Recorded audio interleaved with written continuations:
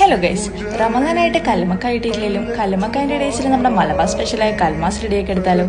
അപ്പോൾ ആദ്യം തന്നെ നമ്മുടെ മാവ് കുഴക്കുന്നതിനുള്ള അരപ്പാണ് റെഡിയാക്കുന്നത്. അതിനായിട്ട് കുറച്ച് തേങ്ങ, ജീരകം, ഉള്ളി, വെളുത്തുള്ളി, ഇഞ്ചി, കറിവേപ്പില, ഉപ്പ്, മഞ്ഞൾ, വെള്ളം ഇതൊക്കെ ചേർത്തിട്ട് അരച്ചിട്ട് നമ്മുടെ അരിപ്പൊടിയിലേക്ക് ചേർത്തിട്ട് നമ്മുടെ പത്തല്ലരിയൊക്കെ കുഴക്കുന്ന പോലെ തന്നെ നന്നായിട്ട് കുഴച്ചെടുക്കുക. അതിന് ശേഷം ഞാനിവിടെ മസാലയാണ് ഉണ്ടാക്കുന്നത്. ഞാനിവിടെ പ്രോൺസിൻ്റെ മസാലയാണ് ഉണ്ടാക്കുന്നത്. നിങ്ങൾക്ക് വേണമെങ്കിൽ ഏത് മസാല ഉണ്ടാക്കാം.